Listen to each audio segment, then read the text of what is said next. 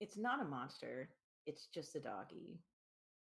This is a No Fear podcast. We know what scares you. I'm Matt. I'm Mel. And I'm Lisa. And this is the No Fear Cast, the podcast where we dissect horror and all the things that scare us. This is the 12th episode of Season 7, and today we are continuing our series dedicated to animals and horror. So join us as we talk about Cujo.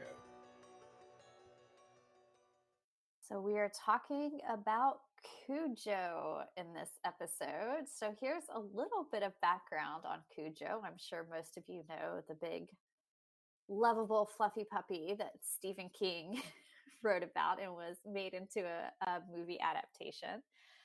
Apparently, he talks about Cujo, Stephen King does, that is, talks about writing Cujo in his book On Writing. And he talks about this being, I guess, famously the book that he barely remembers writing at all because it was at the height of his alcohol addiction. And so he says he likes the book a lot and wishes he could go back to remember what it was like when he wrote it, because he really has very little memory of this book. But it was published in September 1981 by Viking Press. According to King, he said that the novel was partly inspired by a trip to a mechanic. I think this was in an interview in 2006. He said that he was having some trouble with his motorcycle, and so took it into just kind of a little auto shop. And when he got there to drop off the motorcycle, this big Saint Bernard emerged from the garage and started growling at him and kind of lunging at him. And he was so startled by the encounter that he wanted to incorporate that into a book. So that at least is what he says is the background for the book. Now, probably most people, I know I am one of these, came to the story of Cujo through the movie. So the movie came out 2 years later in 1983. The screenplay was written by Don Carlos Dunaway and Barbara Turner. It was directed by Louis Teague. And it stars famously, I think, Dee Wallace, the the horror mom of the 1980s. She also played the mother in E.T., and Danny Pintaro. And it is about this very friendly dog named Cujo. Cujo has kind of become lore in the Stephen King universe. He's talked about writing a sequel. I think he has a novella out called, I don't know if it's out, but he's written one called Rattlesnakes that he considers a sequel to Cujo. And Cujo shows up, at least in references in Castle Rock, the TV show, because Cujo is one of the Castle Rock stories. So it takes place in and around Castle Rock. So that's how it kind of fits into the Stephen King universe. I have not read the book. I want to read the book. It's on my list of things to read, but I just haven't gotten around to it yet. But I have watched the film, and it's terrifying. But before we kind of get into our discussion, I would love to kind of hear the thoughts of Matt and Mel as what are your thoughts about Cujo? Of course, Stephen King loves writing animals, right? I mean, he's got a lot of pretty famous animals. I'm thinking of Church and Pet Cemetery. But Cujo, I think, stands out as the top one. So what's your experience with either the book or the movie? I guess I'll go first. I have not read Cujo. I'm pretty sure I had it on my list of books to read. So I'm kind of in the same boat as you, Lisa, though I had other books higher on the list than Cujo. But I have watched the movie. So that's kind of my experience. But even without reading the book, and even with taking a long time to watch the movie, because Cujo is just part of pop culture, I basically knew the story. I didn't necessarily know the multiple plot details. I just knew the story of the mom and the kid in the car and being threatened and kind of trapped in the car. And I knew that the dog was a Saint Bernard and was rabid. So watching the movie gave me a better view on it. And then I read a bit about the book itself because I knew that I had heard that a king in the book tries to get into like Cujo's perspective in a few parts. And so I was really curious as to the differences between the book and the movie. And I had planned, before you dropped it in our doc, Lisa, I had planned on checking out Grady Hendrix's tour.com, the great Stephen King reread that he did a while back. His article on Cujo came out in 2012. And so I kind of relied on that as explaining to me what was going on in the book, which helped me to see how they were adapting it in the movie.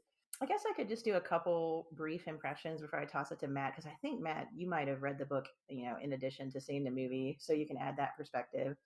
A couple things kind of jumped out to me. One is I liked the idea of the thread that was running through it about the idea of monsters, the father trying to tell the kid that there's no real monsters because he's afraid of stuff in his closet and under his bed. And the kid is like, except there's monsters in my closet, kind of thing.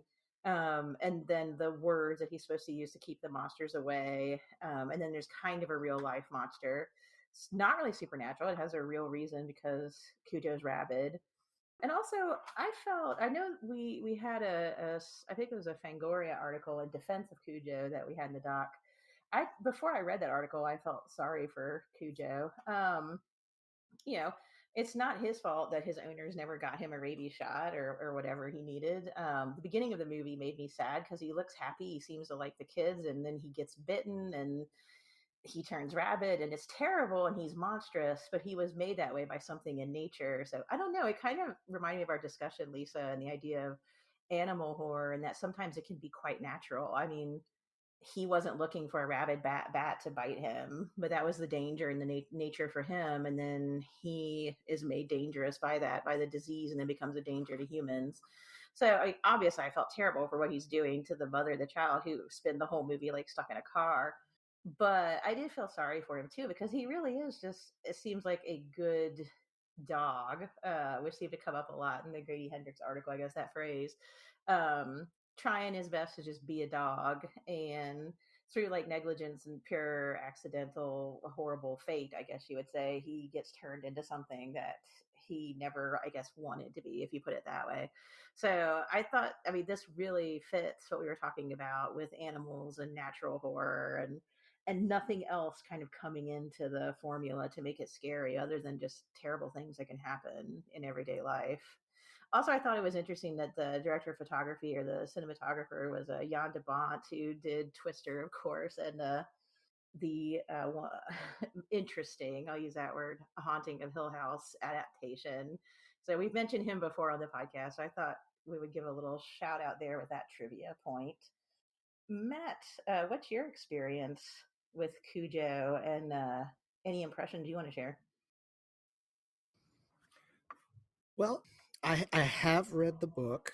I will say I don't know how trustworthy I can be to bring that into this discussion just because I probably read it like 30 years ago. Excuse me, around 30 years ago. Yeah, I got into Stephen King when I was in middle school. And actually, I think it's ironic we're talking about him today. I just recently resaw, it's not the first time I've seen the meme, but the meme that says that the thing about Generation Xers is that most of them read a Stephen King book when they were way too young, and I feel like that hits way too close to home for me. Uh, but I got into him when I was in like seventh grade, and I did like this huge run of Stephen King books, and I read It and The Stand and Cujo and Pet Cemetery.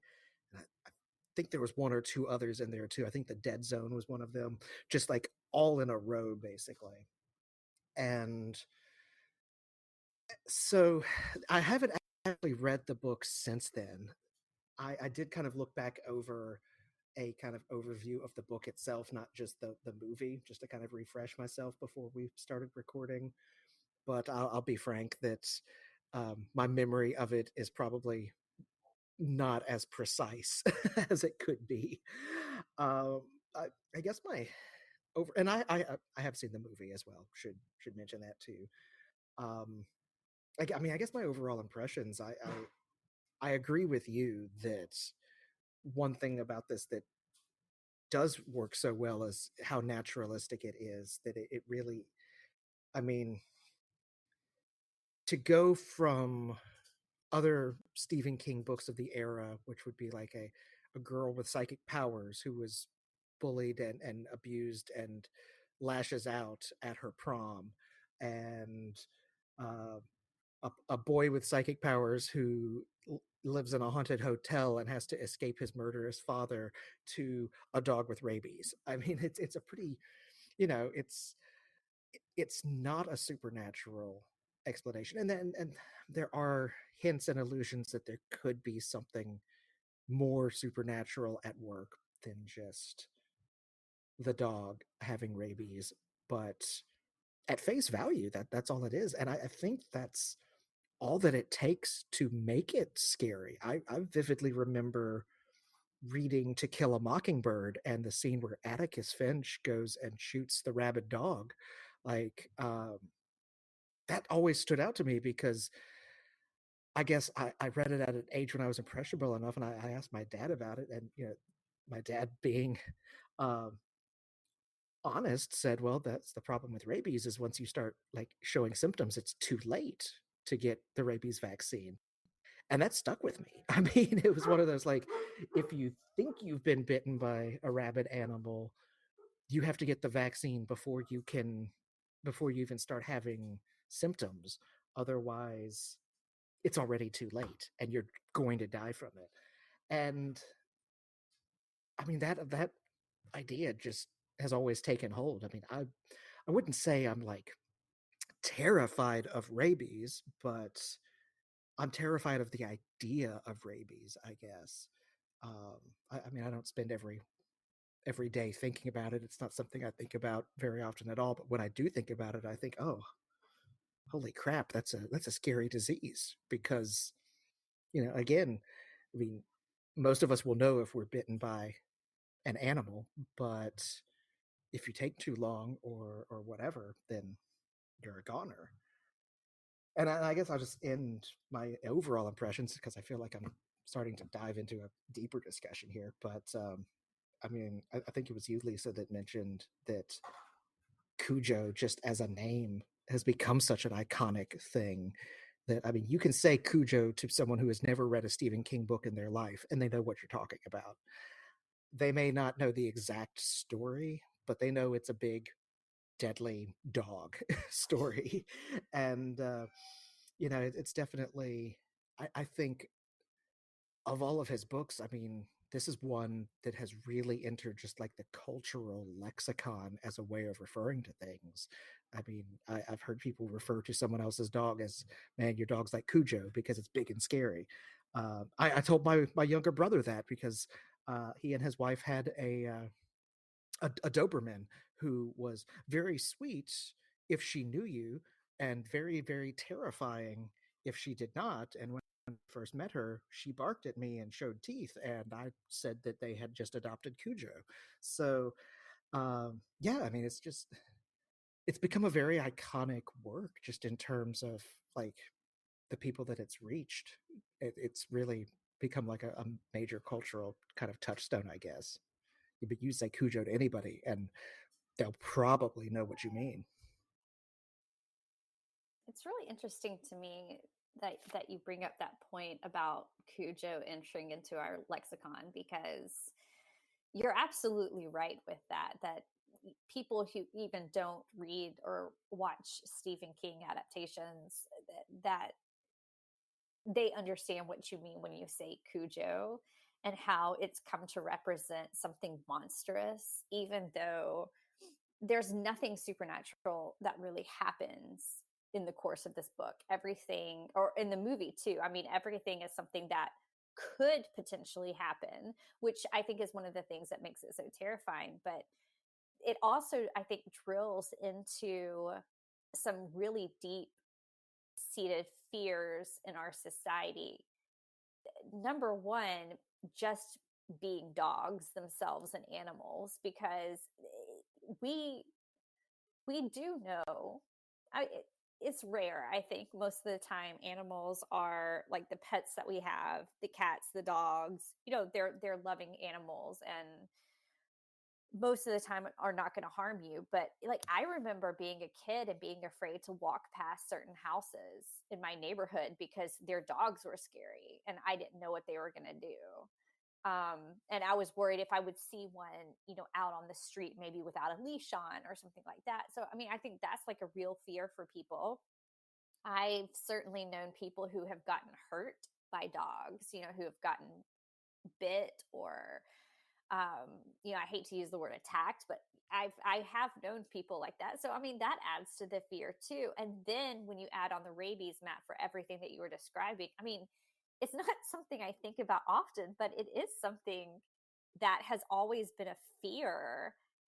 Because even at school, when they make you read like the stories like Old Yeller or what, whatever, um, about these animals that get that are rabid, and it's scary. It's scary to know that there's a disease that doesn't have a cure if it's too late. I think this is a good point in the probably discussion to remind readers of Paul Tremblay's book Survivor Song, which takes, I mean, I think it's like a mutation of the rabies virus, but it certainly plays on that fear too. So yeah, there's some really, I think, deep-seated fears here. Plus, when you add on to the fact that it's a mother and a child, um, anytime I think a child is in danger, it amps up the terror of this. And you have isolation. This is one of those stories that I think would not work today because it had to almost happen pre-cell phone. I mean, the fact that they're stuck in their car, I think would have been much more difficult to do today because we do have modes of communication that are so ready. And I think, I don't know, I get very tired of the, oh, they dropped their phone and broke it, or oh, their battery ran out. That's only a plot point you can reach to so many times in these kind of stories. But obviously in the early 80s we didn't have that sort of thing, so it did feel, I think, much more urgent um watching this. So yeah, there's a lot of, I think, real world fears and terror at the heart of this book that I think that's part of the reason why, I mean, Cujo is a good example of like a scary monster. I'm using that in like kind of air quotes, but I think there's a lot more than just scary dog in this story. I like the way you pointed out that the datedness of the movie now, or I guess the book, is what makes it kind of work. Because you're right, like nowadays, a cell phone would make this a lot easier. Even if you did have to drive pretty far out of town, I guess you could say you had a low signal or something, or the battery died, but still, it I totally see what you're saying. And I thought of that while I was watching the movie. It did not bother me at all. I went with it. I was like, oh, yeah, if you don't get to the phone in time, it's going to be bad. And it kind of made me, this may be an aside to a certain extent, but it made me wonder, people, I guess not of like my generation, maybe, who just totally settled into that and understood what was going on, if that would bother people who didn't maybe live in a time where, you, if there was a dog, a rabid dog guarding the area between you and a phone, that was your only way of talking outside world. Or going to a payphone to call the family was the only way that the father could check in. I wonder if we're getting into a point in time where that gets to be harder to like suspend disbelief, maybe, if you didn't like live in that time or really adjacent to that. Yeah, I agree. I don't know how much I can add besides agreeing, but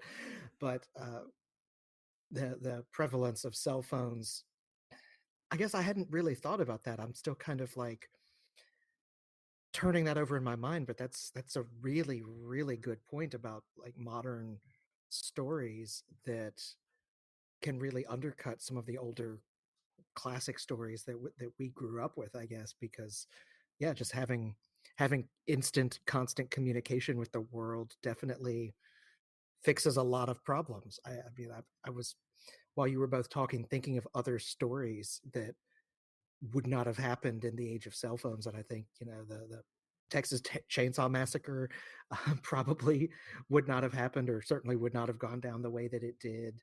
Um, maybe the hills have eyes just because of low signal out in the middle of nowhere. But yeah, I was just trying to think of other stories that could be affected by just the living in the true information age that we're in now.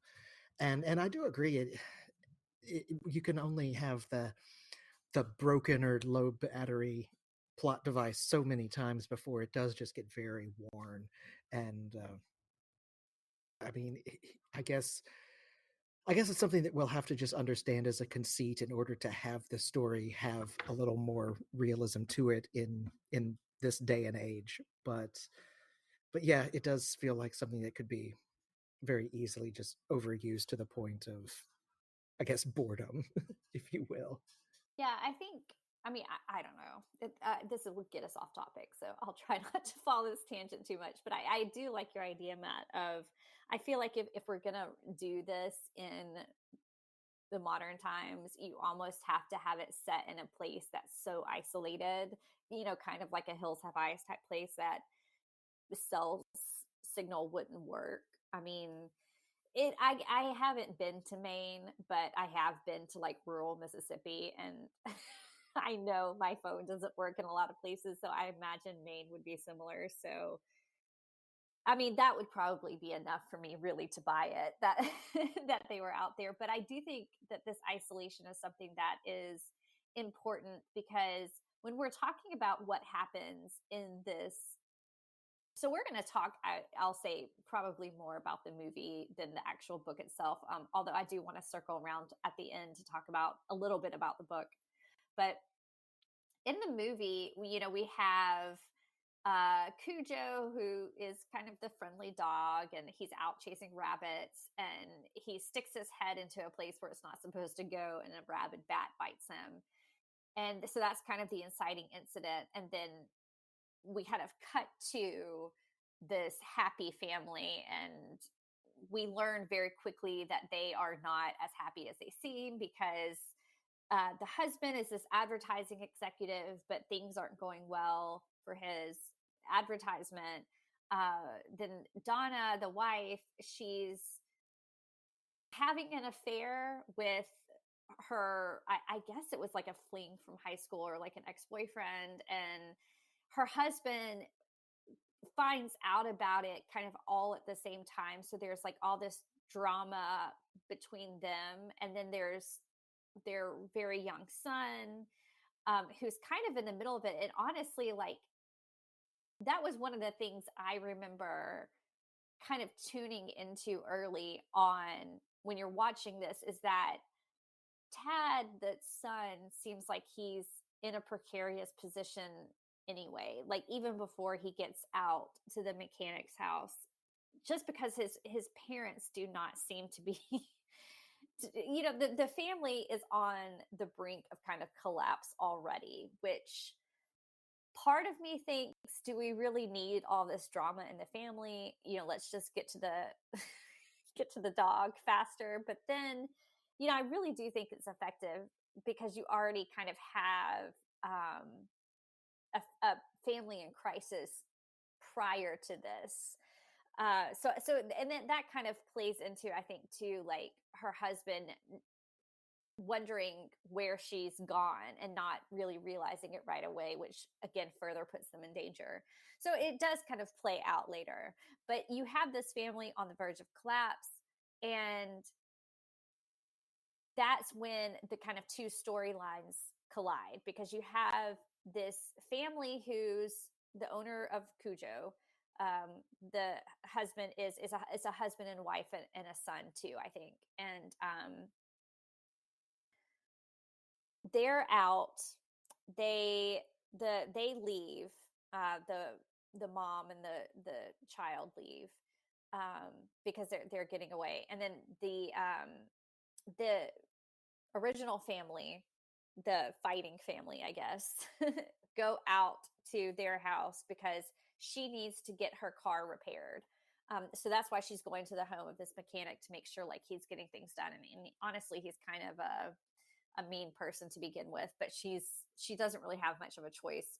We feel like. So her husband goes out of town again. He's like this big ad executive, and he feels like he has to save his job, and so she takes her son out to get more car repairs done, and that's when Cujo starts to attack them. He in the meantime kills a neighbor, and Cujo is attacking the mechanic as well. But what we get for the majority of the movie, I feel like, is Donna and her son in this little Ford Pinto, and they're inside while Cujo is outside. And Mel alluded to the fact that they have to get into, or they're trying to get into the house for a couple of reasons. Number one, the car isn't drivable. Um, it dies, so they're trapped inside. But the hot sun is kind of boiling them inside the car. There's a very terrifying scene, or I guess multiple scenes, but where the son is basically like having heat stroke, and they don't have water. And so she's trying to help him, because at this point, I think they're there for days. Definitely in the book, it's described as days. I can't really remember now the timeline of the movie off the top of my head. But she also needs to get to a phone, like if she's going to call for help for her son. But she also needs to get water for her son, and she has all this going on. So it's this kind of terror. Honestly, it reminds me a little bit, and I hope this isn't this isn't a spoiler, but like towards the end, I won't say what happens, but towards the end of The Mist, when the father and child are in the truck and the monsters are like on the outside, like I feel like Stephen King plays that dynamic really well, of like being trapped somewhere with something monstrous on the outside and trying to defend your family. I mean, he also plays with that in The Shining a little bit. Like there's I don't know, he plays that dynamic really well. But yeah, basically that's what you have here is this family. And it's funny because when you're looking at this film, the dog is supposed to be the big scary monster, and I mean he is, right? We like, as you said, he's in the lexicon now. But I feel like what makes, at least for me, this stand out are the characters of the mother and son, and like the position that they're put in, especially in the film, because Dee Wallace plays this part so well. Of she vacillates between absolute panic and I have to fight. Like it's like panic over her son, but then at the same time, like realizing I've got to do everything I can. I've got to fight. I've got to be smart. I've got to get a game plan. So in a weird way, she's like also a warrior kind of in this. I don't know. I don't know if I'm explaining it right, but her performance, I think, of the mom trapped in the car is incredible.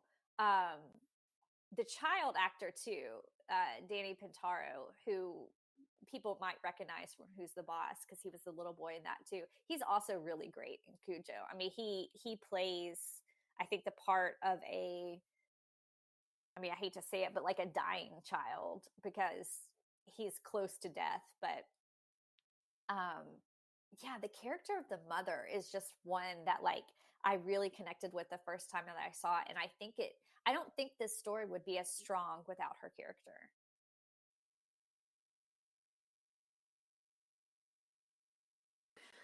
That's a really interesting point. I also, I mean, I agree with a lot of what you're saying, because the movie does kind of turn into her protecting him, her fighting against the monster. One thing I was thinking while you were talking is at the beginning of the movie, yes, they're a happy family, but you can still kind of tell there's something going on, because it's uh, I'm not saying that the mother should be handling the monsters in the room problem. It looks like they're kind of handling it together, but the father really has the whole routine and the narrative of how to help protect against the monsters in the room, with the faulty latch in the closet. And she even says at one point that, she really appreciates the fact that he has a relationship with the son, that he does, that he's so involved. And so the beginning of the movie is the dad kind of teaching him about monsters, I guess, if you want to put it that way.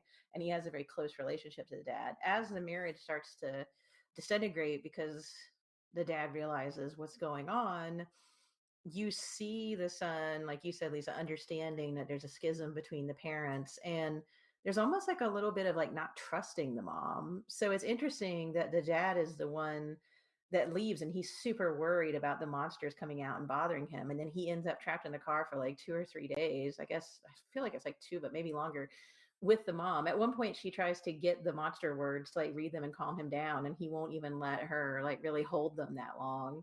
And so I thought that was interesting too, because the kid is kind of taken not only out of the familiar and made to face his anxieties that he's had all the time, but he's also, not that he doesn't love his mom, but he's with the parent who he's had some tension with, because it's the dad who's kind of created the tradition of how to, interact with or survive monsters, I guess.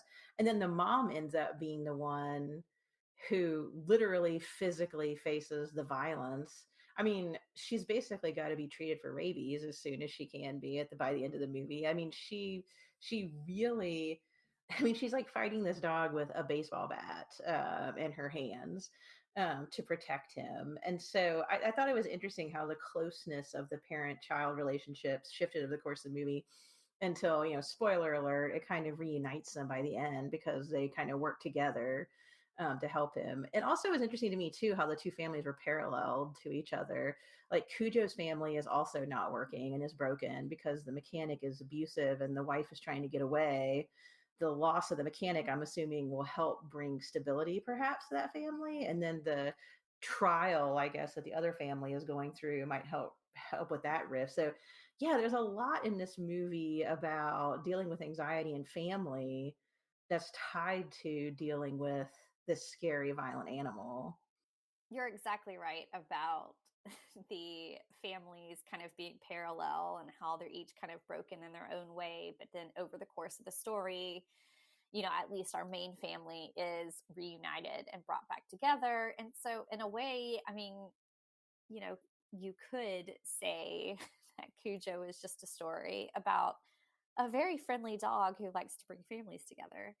Um, that might be the dark way of looking at it, but I do feel like we ought to talk about the character of Cujo itself, because as we talked about at the beginning of the uh, the podcast episode today, that this is a creature feature essentially, even though it's not quite supernatural, but the creature is Cujo. And Mel, I think you mentioned that we had looked at several articles that kind of are in defense of Cujo, because after all, Cujo is just a dog and he's acting how the virus is making him act. And his family really is to blame, because and then I guess this fits with his owner, the mechanic, who his name I can never remember. I think it's Joe. But the mechanic never bothered to give him his vaccines. So that's another example, I think, of his abusive behavior, or his neglectful behavior too, which is a form of abuse towards his family. And that's what Cujo is suffering from. But I do think we could talk about Cujo a little bit, um, as just as a character itself, because um, in the book we do get a few examples of kind of what's happening in Cujo's mind, especially as he starts succumbing to the rabies virus and starts kind of further deteriorating.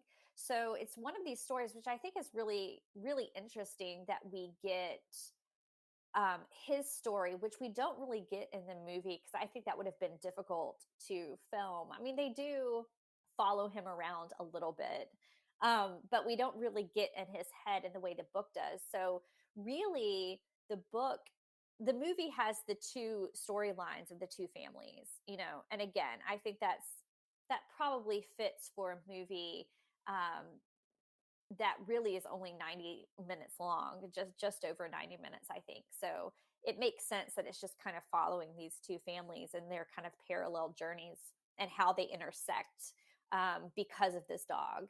But in the book, we actually get three storylines because we get Cujo's as well. Not, I think, as much as the other two, but there is part of it. And I think in the book, and again, I've only read, I will admit to, I haven't read the book, which I mentioned, but I have kind of skipped through a little bit because I was curious how this worked. But you do get a little bit of kind of the world through Cujo's eyes, which I think is kind of interesting. And it's really kind of heartbreaking because some of the things that stood out to me um, when you get the world through the dog's point of view is, number one, you see how much he loves his life. You see how happy he is. You see how he feels towards his family. I think he calls them the Trinity. Like there's the man and the woman and there's the boy. And he talks about like how they smell. He does talk about, like, I think, knowing that the man smells different at certain times and like knowing when to avoid him. But also, like, when he's after he's bitten and he starts to kind of go downhill under the influence of the virus, Cujo knows something's wrong with him. So even before he like starts attacking people, he wants to stay away from his family. And I mean, it's kind of a protective mechanism, but it's more of he doesn't want them to know that like he did something wrong.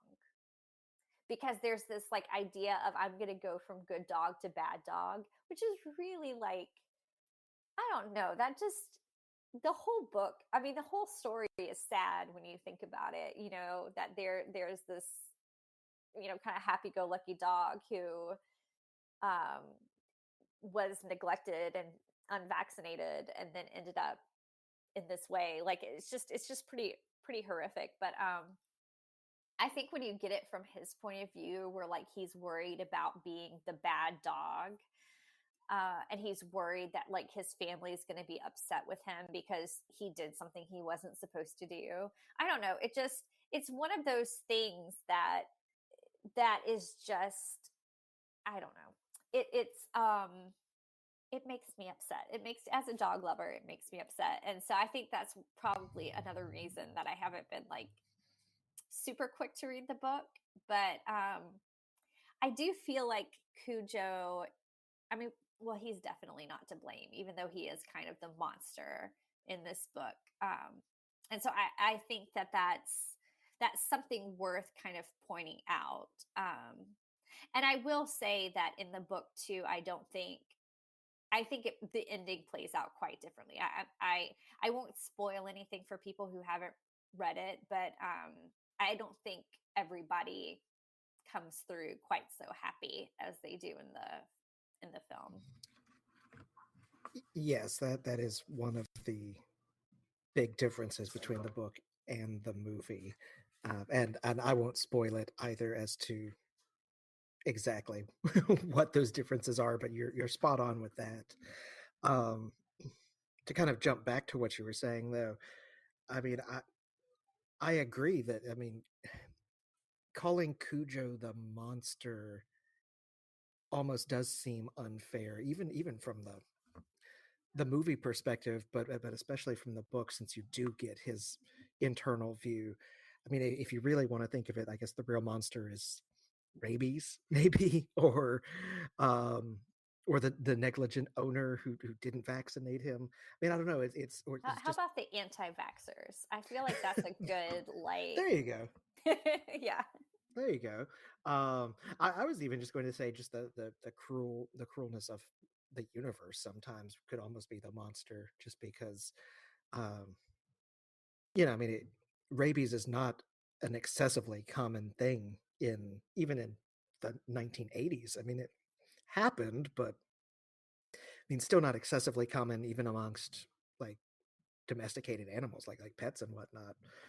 But to your point too, I think one thing that like I mentioned kind of in my initial impressions, the idea of Cujo as this monstrous, terrifying dog. And I talked about my brother's Doberman, who, again, she was actually really, really sweet. She just terrified me the first time I met her.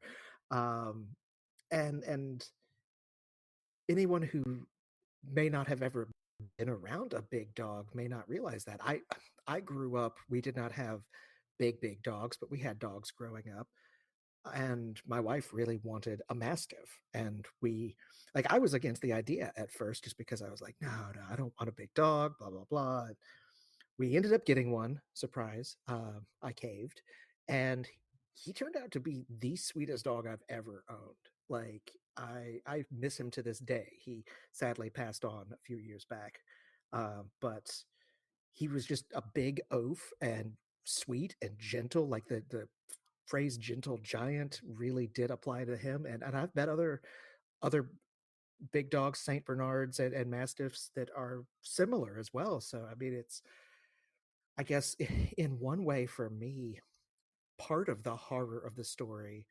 I mean, yes, there's the immediate horror of this woman and her son trapped in the car, but also just what happened to what was previously a sweet, gentle animal that was turned into this savage, mindless, attacking killer because of something as simple as a disease. Well, I guess I don't know if rabies is a disease. I think it is a bacteria, if I remember right. I'm not a scientist, so please hold your uh, corrections. I mean, definitely let me know if any of you listeners are scientists, but don't be gentle with your criticism. That's what I'm trying to say. Well, Dr. Google tells me it's a virus, so Oh, okay. Okay. Well, then I guess it does fit as a disease. Then okay, I I reaffirmed, stand by my original statement. Take that, detractors. Um, but yeah, I mean, it's almost. I mean, any, anyone can be changed by something as simple as a virus, or I mean, I'm even thinking of like the personality changes that we see in like elderly family members when they undergo dementia. But things like that are beyond the person or animal's control, but completely change their behavior and entire personality. Even, I mean, that's part of the tragedy of it for me, that he wasn't a mean vicious dog until he chased the rabbit down the hole. Yeah, I mean, all I can do is agree with what you guys are saying. When I was watching the movie, I really felt like it's a tragedy for everybody involved because, if this freak thing hadn't have happened or he'd been better taken care of, he would not have been acting in this way. And I really like Matt, the really there's the violence of the story, but then there's a terrifying aspect, like you mentioned, of this dog having a complete personality change. Like, and also, I mean, this is a dog too, and I think this goes back to Lisa mentioning, things like Old Yeller. You have a dog which you can have a very close emotional relationship to, and then if that dog's personality changes in such a way that it's just it's not the dog anymore, it's completely impossible to live with that dog. Part of the losing the dog, part of the doing what you would have to do at that point, that's part of the tragedy too. Like, there's nobody that can help Cujo. He's simply like a killing machine, I guess, in this movie. And that's horrible. But I think, the thing that we're all pointing out, that he was also a victim of chance or whatever this was, it does that kind of uncanny element of making something that seems big and friendly and gentle and, chasing rabbits and just being a dog and being happy, completely changes that into the opposite of it, and he has no control over that. And yeah, some of the stuff that I was reading about the book is just so sad that King kind of explored, like, what would a dog be thinking at this moment. um And I mean, I haven't read the book yet, but just reading the passages and the articles about that, the way he tried to represent the dog's consciousness, I guess you would say, seemed to work to me because it really backs up the true horror of the whole thing, which is real world horror, things that you can't control, or accidents or mistakes are made, and he can't control what he's doing, and the mom and the kid can't control it. They're broken down in their car there and can't get to the telephone, and that's kind of the true kernel of horror at the center of the whole thing.